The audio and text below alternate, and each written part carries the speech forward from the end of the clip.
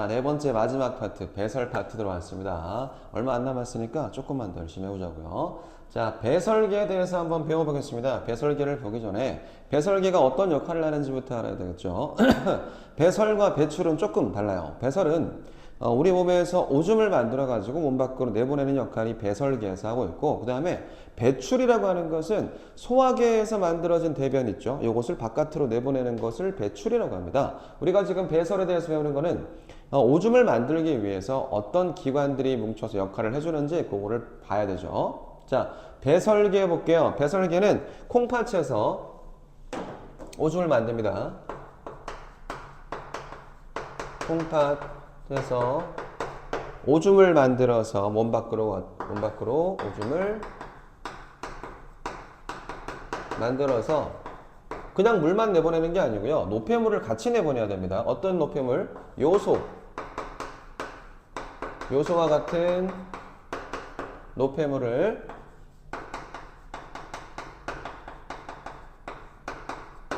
몸 밖으로 내보내는 과정, 이것을 담당하고 있는 곳이 배설계 되겠습니다.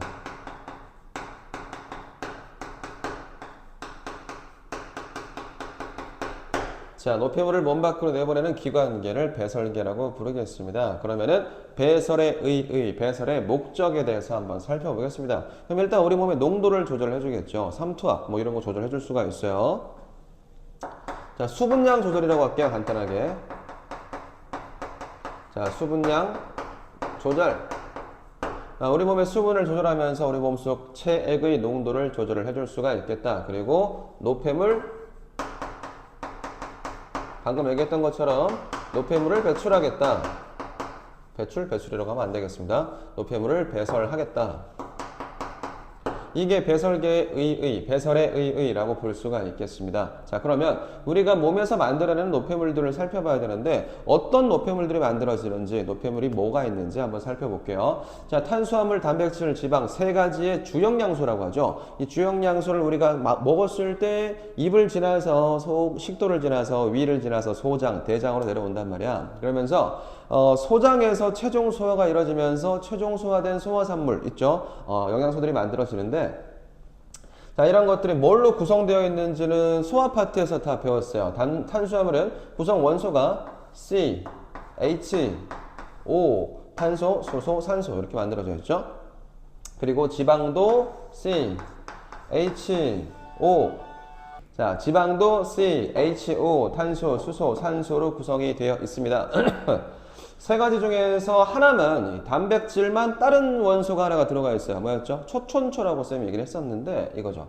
C, H, O, N 입니다. 뭐가 들어가 있습니까? 질소가 들어가 있어요. 질소. 자, 여기에 질소가 들어가 있기 때문에 어떤 다른 노폐물을 하나를 만들어낼 수가 있어. 어떤 노폐물? 볼게요. 자, 생성되는 노폐물들을 한번 만들어 봅시다. 탄수화물, 단백질, 지방 같은 영양소들이 공통적으로 만들어낼 수 있는 노폐물이 있어요. 자, 일단 물부터. H2O. 탄수화물을 먹었어도, 소화를 시켰어도, 이 탄수화물 가지고 에너지를 만들어냈어도 물. 단백질도 물. 얘도 물. 자, 모두 다 물을 만들어낼 수 있어요. 자, 이거 어떻게 바깥으로 내보내나?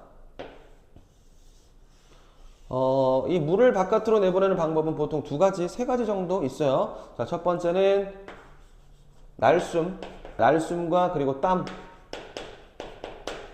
그리고 오줌을 통해서 물은 바깥으로 나갈 수가 있겠다. 그 다음으로 만들어지는 노폐물, 이산화탄소 있어요. CO2. 자, 공통적으로 만들어집니다. 탄수화물, 단백질, 지방에서 공통적으로 이산화탄소를 만들어냈어요. 자, 얘네는 어떻게 바깥으로 내보낼 수 있을까? 얘는 하나밖에 없습니다. 이산화탄소는 바깥으로 보내려면 날숨으로 보내야 돼요. 날숨으로 내보내야 됩니다. 그 다음에 하나 더 특별한 거 있었죠. 자, 어떤 영양소를 먹었을 때 질소가 들어있기 때문에 뭐를 만들어낼 수 있다고 했죠? 이거죠. NH3. 이거 뭐라고 부릅니까? 한글로 암모니아라고 부르죠. 이 암모니아는 독성이 되게 강합니다. 독성이 강하기 때문에 몸 밖으로 바로 나가서는 안 돼요. 몸 속에서 이 암모니아를 한번 순하게 만들어 줘야 되거든요. 이 암모니아를 독성이 약한 요소로 만들어 줄 건데 이걸 어디에서 담당을 하냐면 간에서 담당을 합니다. 이 독성이 강한 암모니아를 독성이 약한 요소로 만들어 주는 기관이 간이라고 생각하면 됩니다. 간에서 요소로 만들어 주거든요. 이 요소는 이제 어디에다 실어가지고 바깥으로 내보내냐? 저기죠. 오줌이죠. 이 요소를 여기 있었잖아. 요소와 같은 노폐물을 몸 밖으로 내보내는 기관계. 이걸 배설계라고 했었죠. 여기서 내보내야 됩니다. 요소는 이제 오줌으로 바깥으로 내보내는 게 핵심인데 사실 땀으로 나갈 수도 있기는 합니다. 여기까지가 우리 몸에서 만들어지는 노폐물들, 배설되는 노폐물들을 한번 살펴봤습니다. 배설은 오줌으로 나가는 거라고 했습니다. 일단 여기까지. 자, 배설계에서 두 번째 파트, 배설계의 구성, 배설계의 구조. 어떤 기관들이 뭉쳐서 배설계를 이루고 있는지 한번 살펴보겠습니다. 그 기능은 다음 파트에서 공부를 할 거고 일단 어떤 기관들이 있는지 한번 보자. 자, 일단은 혈액이 들어와야 돼. 일단 오줌을 만들려면 뭐가 필요하냐면 피가 필요합니다. 혈액이 필요해요. 혈액이 콩팥으로 들어옵니다. 들어온 혈액은 콩팥을 걸러서 나갈 때 찌꺼기, 노폐물들은 오줌으로 만들어서 버리고 찌꺼기를 걸러서 깨끗해진 혈액은 다시 심장으로 데리고 간단 말이야. 과정을 잘 생각해 보자. 그러면 혈액이 있어요. 혈액이 어디로 들어오냐면 콩팥으로 들어올 거야. 들어왔어. 그러면은 나갈 때는 두 가지 길로 나뉘어서 나갑니다. 다시 걸러져서 깨끗해진 피는 다시 심장으로 돌아갈 거고요. 하나는 세뇨관이라고 하는 관을 통해서 바깥으로 나갈 건데 이게 오줌이 되는 거야. 자, 들어올 때는 혈액이 들어왔어요. 콩팥을 걸렀어요. 깨끗해진 혈액은 다시 심장으로 데려갈 거고 노폐물하고 물이랑 이렇게 섞여가지고 세뇨관을 거쳐서 바깥으로 나가는 거 이것을 오줌이라고 합니다. 그 과정을 한번 살펴볼게요. 자, 들어옵니다. 혈액이 심장으로 들어올게요. 미안합니다. 다시. 혈액이 콩팥으로 들어옵니다. 들어올 때 어떤 혈관을 타고 들어옵니까? 심장에서 나와서 콩팥으로 왔기 때문에 심장 기준에서 심장에서 바깥으로 나가면은 동맥을 타고 나가야 됩니다. 자, 동맥을 타고 바깥으로 나와서 어디로 들어왔어요? 콩팥으로 들어왔어요. 그래서 이 동맥 이름은 앞에다 콩팥 붙여서 콩팥 동맥입니다.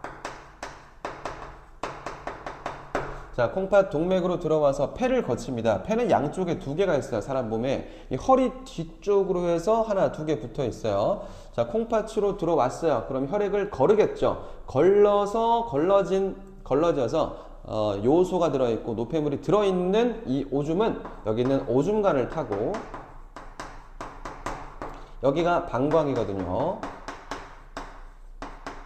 자, 방광을 타고 요도를 통해서 바깥으로 배설됩니다.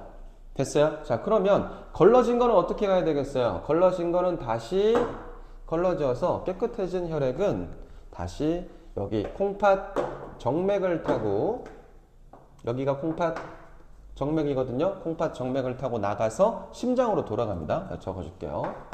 콩팥 정맥 되겠습니다. 자, 넓은 그 구도를 한번 봐야 돼요. 맨 처음에 콩팥 동맥을 타고 콩팥으로 들어옵니다. 그럼 두 갈래로 나뉜다고 했죠. 콩팥에서 걸러져서 노폐물이 많이 섞여 있는 오줌은 오줌관을 통해서 방광에 모였다가 요도를 타고 바깥으로 나간다고 했고, 다시 걸러져서 깨끗해진 혈액은 콩팥 정맥을 통해서 다시 콩팥으로 심장으로 들어간다고 했어요. 그죠? 됐습니까? 자, 그 다음에 콩팥 내부의 구조를 볼게요. 콩팥 내부에는 일단 세 가지 구조만 기억하면 됩니다. 여기 빨간색 혈관은 콩팥 동맥이 됩니다. 콩팥 동맥으로 혈액이 콩팥으로 들어왔어요. 그럼 콩팥 내부는 콩팥 바깥쪽을 이루고 있는 콩팥 겉질이 있습니다. 겉질. 지금 콩팥이라고 하는데 콩팥은 신장과 같은 이름이에요. 콩팥, 신장. 같은 겁니다. 자, 콩팥 겉질의 내부로 들어가면 이 안쪽을 콩팥 속질이라고 합니다. 콩팥 속질. 그리고 요 가운데 부분, 콩팥의 가운데 부분을 여기를 콩팥 깔때기라고 합니다. 깔때기. 그래서 콩팥은 콩팥 겉질과 콩팥 속질과 콩팥 깔때기 이렇게 세 구조로 이루어져 있다라고 생각하면 되겠습니다. 자, 콩팥 깔때기에 처음으로 오줌이 여기 봐봐. 콩팥 겉질과 속질 사이에 네프론이라고 하는 구조가 들어있는데 이 네프론에서 오줌을 만들어내거든요. 여기서 처음으로 네프론에서 오줌을 만들어내면 처음에는 콩팥 깔때기에 살짝 모였다가 적당량이 모이면 오줌관을 통해서 바깥으로 나간 다음에 방광에 두 번째로 모입니다. 처음으로 모이는 구조는 콩팥 깔때기에 살짝 모이게 됩니다. 여기까지가 콩팥의 구조. 그 다음에 콩팥 겉질과 콩팥 속질 사이에 뭐가 있었냐면 네프론이 있었어요. 이 네프론이 콩팥의 기본 단위라고 생각하면 되겠습니다. 자, 폐의 기본 단위는 폐포였어. 그쵸? 자, 그런 것처럼 자, 네프론에서 이제 오줌을 만들어낼 건데 자, 살펴봅시다. 먼저 콩팥 동맥이죠, 여기가? 콩팥 동맥으로 혈액이 들어왔어요. 그러면은 모세혈관이 이 모세혈관을 콩팥 동맥으로 들어와서 모세혈관을 따라서 쭉쭉쭉쭉 돌다가 다시 나갈 건데 이 모세혈관이 굉장히 뭉쳐져 있는 많이 뭉쳐져 있는 구조, 이 구조를 사고체라고 부릅니다. 사고체는 굉장히 혈압이 높기 때문에 혈압이 낮은 요 아래쪽으로 혈액이 밑으로 내려올 수가 있어요. 자, 사고체는 적어 놓을까요? 높은 혈압 모세혈관이 뭉쳐있는 구조라고 볼 수가 있습니다. 요 밑에 이 사고체를 감싸고 있는 요 손처럼 이렇게 주머니처럼 감싸고 있는 구조가 있거든요. 요 구조를 보먼 주머니라고 합니다. 보먼 주머니는 혈압이 낮아요. 낮은 혈압. 자, 그렇기 때문에 사고체에서 보먼 주머니 쪽으로 걸러진 이제 오줌을 내려보내게 됩니다. 이 관을 세뇨관이라고 합니다. 자, 요 밑에 있는 파란색 있죠? 얘랑 뭐겠어? 얘가 콩팥 정맥이겠지. 콩팥 정맥 되겠습니다. 자, 그러면 구조 이제 그 어디로 이동하는지를 한번 봅시다. 콩팥 동맥에서 혈액이 들어왔어요. 그럼 여기는 노폐물이 많이 들어있겠죠. 그러다가 사고체에서 보먼 주머니 쪽으로 혈액을 내려보낸단 말이야. 내려보내면 이제 물하고 요소하고 이런 것들은 세뇨관을 타고 바깥으로 나가는 거고요. 필요한 물질들 혈액은 다시 콩팥 정맥을 타고서 심장으로 돌아가는 거야. 여기서 두 가지 길로 나눠진다는 겁니다. 걸러져서 일로 가는 거는 깨끗해진 거, 일로 오는 거는 노폐물이 되겠죠. 자, 쭉쭉 나옵니다. 자, 세뇨관을 감싸고 있는 여러 가닥의 모세혈관이 있을 수가 있어요. 이 세뇨관은 그냥 바깥으로 이제 오줌을 내보내는 게 아니라 이 세뇨관에서 쌤 이제 뭘 그릴 겁니까? 이렇게 그리면 뭐였어? 이렇게 그리면 무조건 모세혈관이었죠. 이 세뇨관과 모세혈관이 이런 식으로 뒤엉켜 있어요. 자, 이 모세혈관에 들어있던 아직까지 요소가 조금 들어있을 수가 있어. 이 들어있는 요소를 세뇨관으로 버려주고 이 세뇨관에 남아있는 물질, 세뇨관을 따라가다 보면 콩팥 깔때기를 통해서 바깥으로 콩팥 깔때기로 오줌이 모인 다음에 바깥으로 버릴 거란 말이야. 근데 이 세뇨관에 남아있는 영양소, 포도당, 아미노산 이런 것들이 있어. 얘는 버리면 안 되거든. 그래서 포도당이랑 아미노산 같은 것들을 다시 모세혈관으로 보내주면은 콩팥 정맥을 통해서 다시 심장으로 데려갑니다. 그래서 세뇨관과 모세혈관 사이에서 물질 교환이 일어나는 부분이 여기 부분 되겠습니다. 세뇨관에서 필요한 것들은 다시 모세혈관한테 주고 모세혈관에서 필요 없는 요소 같은 것들은 다시 세뇨관으로 버리는 과정에 일어나는 부분이 세뇨관과 모세혈관. 여기 네프론 안에서 그런 일들이 일어난다는 거예요.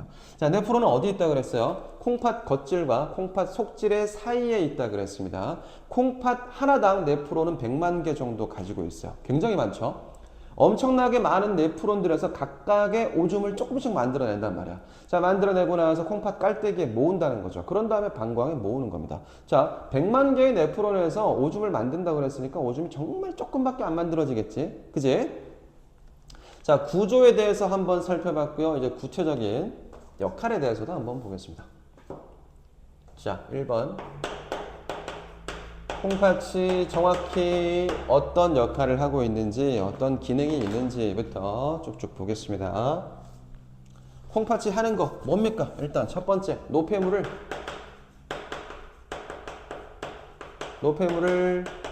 여과해서 오줌을 만드는 거, 오줌을 생성한다.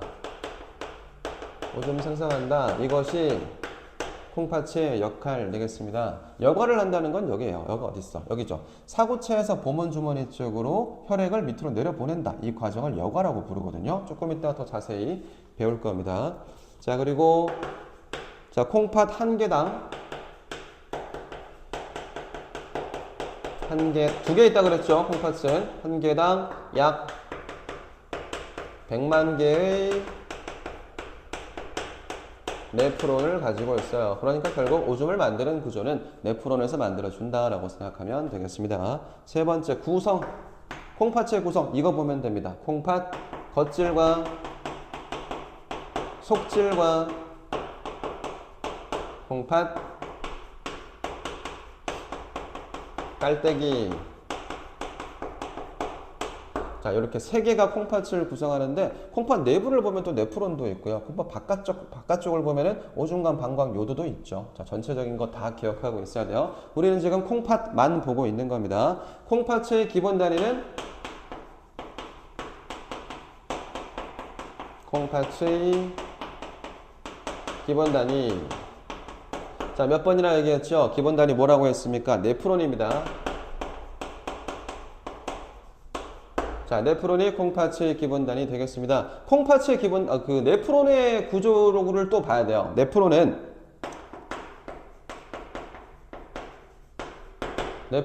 이거죠. 사구체하고 보먼주머니하고 세뇨관까지만 네프론으로 칩니다.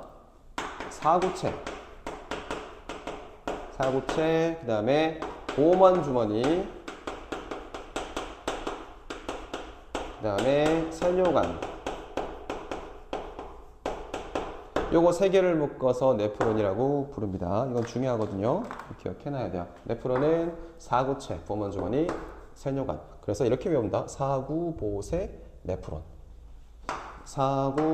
사구보세 네프론. 이렇게 기억해주면 되겠습니다. 자, 콩팥의 구조에 대해서 봤고요. 각각의 사구체와 보먼주머니와 세뇨관은 조금 더 볼게요.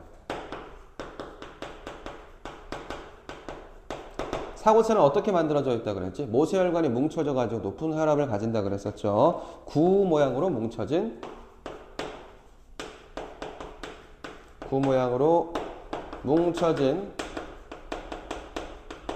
모세혈관 덩어리라고 할까요? 뭐 그렇게 하면 되겠습니다. 모세혈관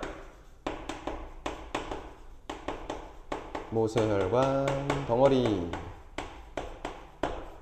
이 사구체 쪽으로 혈액이 엄청 많이 내려오겠죠. 내려오는데 콩팥 동맥에서 모세혈관으로 내려가게 뭉쳐있기 때문에 혈압이 굉장히 높을 수가 있어요.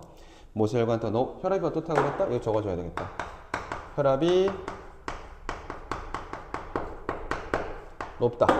자, 두 번째 사구체 말고 보먼주머니. 보먼주머니는 사구체를 감싸고 있는 주머니라고 얘기하면 되겠습니다. 사구체를 감싸진 주머니. 요것을 보먼주머니라고 부릅니다. 혈압이 낮아요.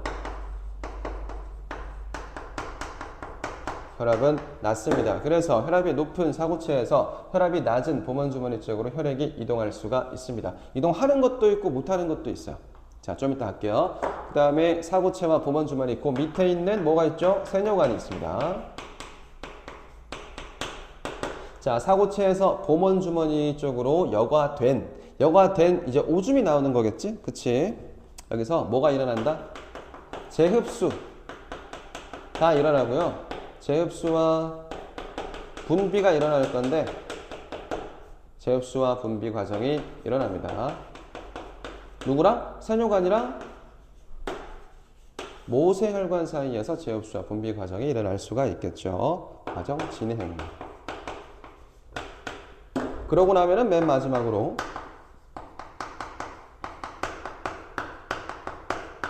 오줌을 생성할 수가 있는 겁니다.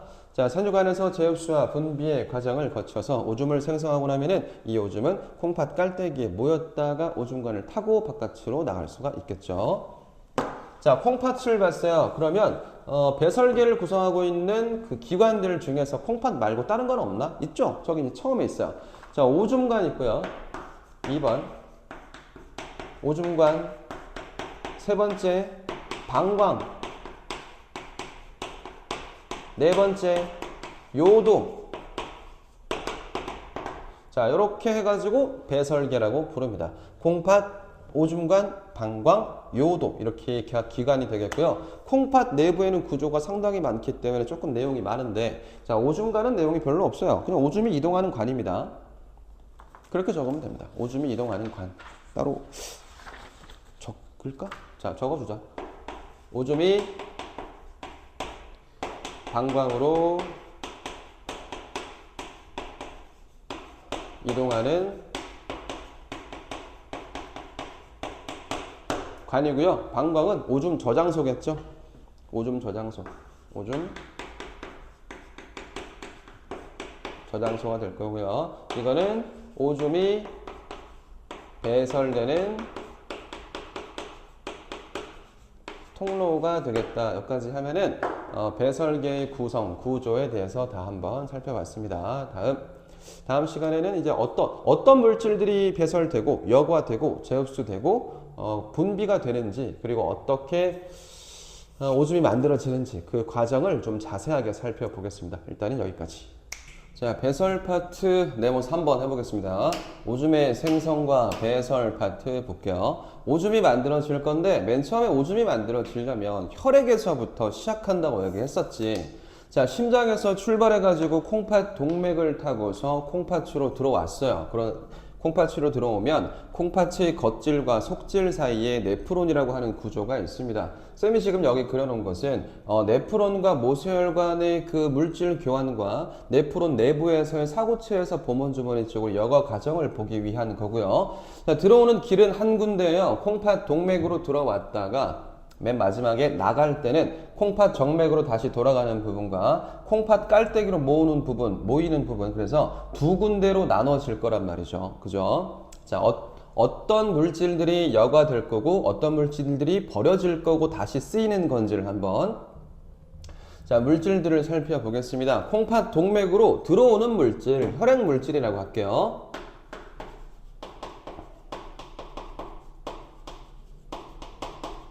자, 콩팥 동맥 쪽으로 혈액이 들어오기 시작합니다. 이 혈액 안에 들어있는 물질들을 보면은 제일 많이 들어있는 게 물이겠죠. 물 들어있을 거고요. 무기염류 들어있을 거고, 그 다음에 포도당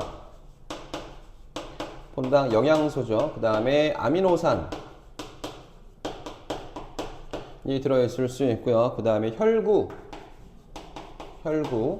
이 혈구 중에 적혈구 때문에 혈액이 빨갛게 보인다고 얘기했었죠. 그 다음에 단백질.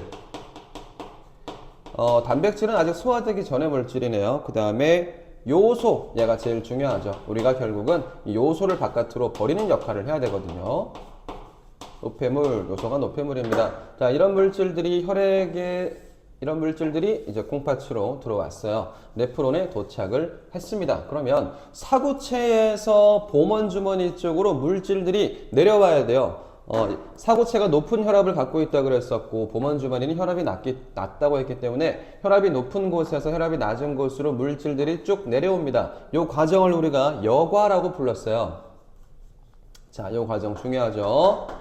여과입니다. 여과되는 물질을 살펴봐야 될 거예요. 여과되지 않는 물질도 볼 거예요. 자, 여과되고 나면은 사고체에서 보문주머니를 통과해서 세뇨관으로 물질들이 내려옵니다. 내려온 여과액을 한번 살펴볼게요. 여과액. 자, 여과액에는 어떤 물질들이 있을 건지. 물 있어요. 그 다음에 무기염류 있었어요. 무기염류 있었고요. 그 다음에 포도당 있었고, 그 다음에 아미노산 있었고요. 그 다음에 요소 있었습니다. 요소, 노폐물이죠. 자, 이런 물질들이 여과액 안에 들어있었어. 두 개가 들어있지 않았어요. 누구죠? 빠진 애 누구 있어요? 저거. 혈구하고 단백질이 빠져 있네요. 자, 혈구와 단백질은 여과되지 못하고 바로 모세혈관으로 들어왔어요. 바로 모세혈관으로 이렇게 들어왔습니다. 자, 그러면 모세혈관 안에 들어있는 물질은 아까 혈액물질 안에 들어있었던 거 싹 다 들어있어요. 물, 무기염류, 포도당, 아미노산, 혈구, 단백질, 요소 이런 거 전부 들어있단 말이에요. 적을까요? 모세혈관 안에 들어있는 것들은 물, 무기염류, 다음에 포도당, 아미노산, 그 다음에 혈구, 단백질, 그 다음에 요소까지 다 들어있어요. 이게 무슨 얘기냐면 하나, 둘, 셋, 넷, 다섯, 여섯, 일곱. 하나, 둘, 셋, 넷, 다섯, 여섯, 일곱. 다 있죠? 자, 콩팥 동맥에서 사고체에서 보먼주머니 쪽으로 걸러지지 못하고 이 콩팥 동맥에서 바로 모세혈관으로 들어온 물질들이라는 얘기입니다. 자, 그러면 미리 우리가 걸러야 되는 거 있었죠? 요소. 얘는 걸러야 되는데 걸르지 못했어. 그냥 데리고 왔다는 얘기죠. 그리고 걸러지지 못하는 것들, 절대 못 걸러지는 것들도 있는데 이 혈구와 단백질 같은 경우는 얘는 입자가 너무 커요. 고분자라고 하죠. 덩어리가 너무 크기 때문에 사고체에서 보먼주머니 쪽으로 여과를 되지 못합니다. 여과되지 못해요. 그래서 사고체에서 보먼주머니 지나고 세뇨관으로 내려왔을 때는 혈구와 단백질은 보일 수가 없어요. 됐습니까? 자, 세뇨관과 모세혈관, 아까 그 그림이 기억이 나야 됩니다. 세뇨관 바깥쪽을 모세혈관이 뚫뚫 감고 있다 그랬어. 그 둘 사이에 물질이 교환된다고 얘기를 했었어요. 어떤 물질이 교환되고 어떤 과정이라고 부르는지 살펴봐야 됩니다. 자, 먼저 여기 있는 포도당과 아미노산이 있습니다. 포도당 그리고 아미노산 요 두 개는 요 두 가지 성분은 영양소이기 때문에 다시 몸에서 재흡수해 가지고 사용을 해줘야 돼요. 알겠죠? 그래서 세뇨관 안에 들어있던 포도당과 아미노산이죠. 얘는 다시 모세혈관 쪽으로 재흡수해야 됩니다. 자, 재흡수해야 되고요. 100% 재흡수하는 물질이고 100% 재흡수 아니더라도 물하고 무기염류도 재흡수를 하기는 하는데 물은 한 99% 정도 재흡수하고요. 무기염류는 필요한 만큼만 재흡수하는 거고. 자, 그 다음에 여기 있는 거 요소가 있어요. 이 요소. 자, 우리 배설 과정이 뭐라고 했었냐면 몸속에 있는 요소를 바깥쪽으로 버리는 과정을 뭐라고 했어? 배설이라고 했죠. 근데 이 요소가 모세혈관을 통해서 다시 콩팥 정맥으로 지나가 다시 들어가 버리면 아무 소용이 없지. 배설이. 그치? 그래서 요소를 다시 세뇨관으로 버리는 과정, 이 과정을 분비라고 합니다. 됐나요? 자, 여과의 단계, 재흡수의 단계, 분비의 단계를 모두 거치고 나면은 콩팥 정맥으로는 우리가 필요한 물, 무기염류, 포도당, 아미노산, 혈구, 단백질 같은 것들을 데리고 다시 돌아갈 수 있는 거고. 자, 그러면 버리는 건 뭐였을까요? 물하고 무기염류하고 요소, 요 세 가지가 콩팥 깔때기에 모여가지고 오줌관을 통해서 방광에 모였다가 요도를 통해서 바깥으로 나갈 수가 있는 거죠. 자, 정리 한번 하겠습니다. 여과를 볼게요. 여과의 이동 방향. 어디에서 어디로 이동해야 한다? 사구체에서 보먼주머니로 가는 거.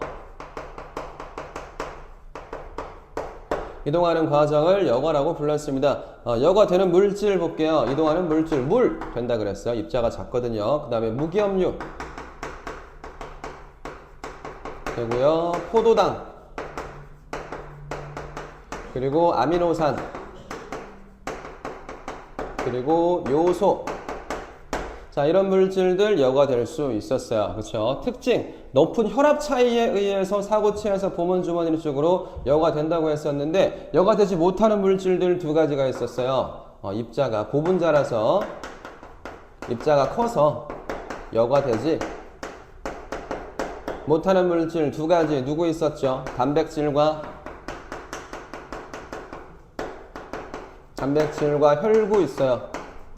이 혈구라고 하면은 백혈구, 적혈구, 혈소판 이런 것들 전부 다 얘기하는 겁니다. 자, 그 다음에 여과 원리는 혈압 차이라고 했었죠. 사고체의 높은 압력, 그치? 여과 원리. 여과 원리는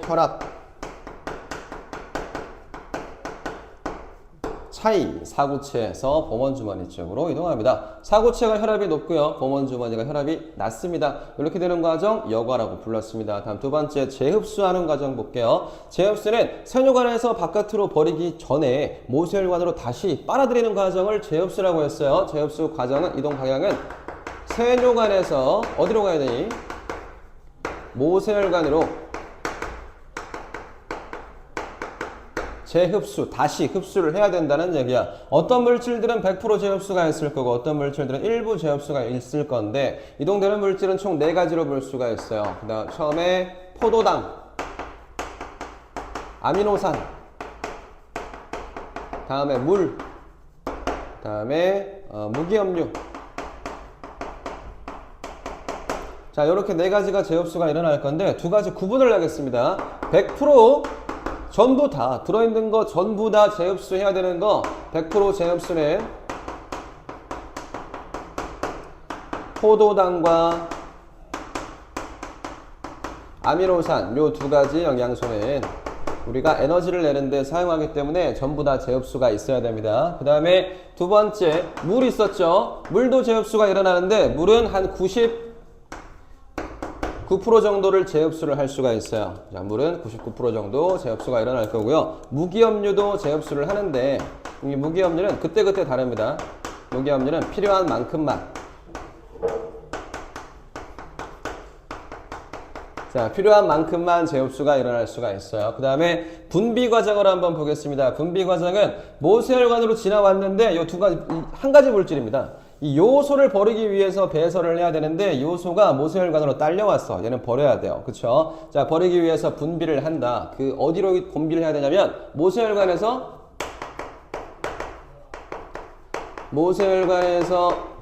세뇨관으로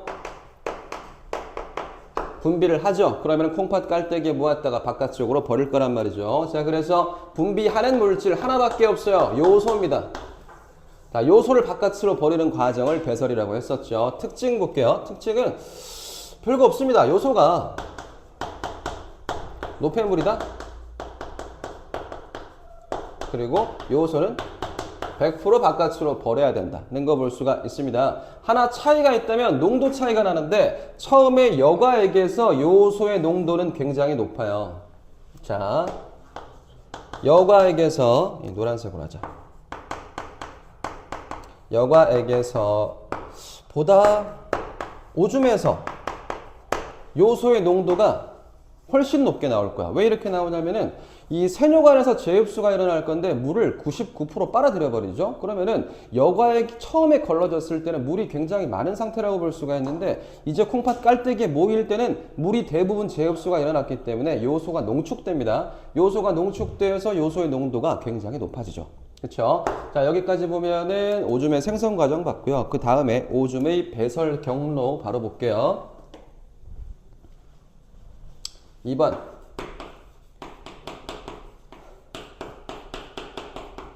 오줌의 배설 경로. 자, 순서대로 쭉쭉 적어주면 됩니다. 맨 처음에 어디부터 해야 되냐? 콩팥 동맥부터 시작하죠. 콩팥 동맥으로 혈액이 들어왔어요. 아직까지 시뻘건 상태겠죠? 자, 들어왔습니다. 그 다음에 처음에 콩팥 동맥에서 콩팥으로 들어왔을 거니까 콩팥의 구조 중에서 네프론, 사구체. 자, 사구체로 들어온 다음에 보먼주머니. 보먼주머니를 통과하고 그 다음에 세뇨관으로 가야겠네요. 세뇨관 통과하면 어디 나옵니까? 콩팥 깔때기 나오죠?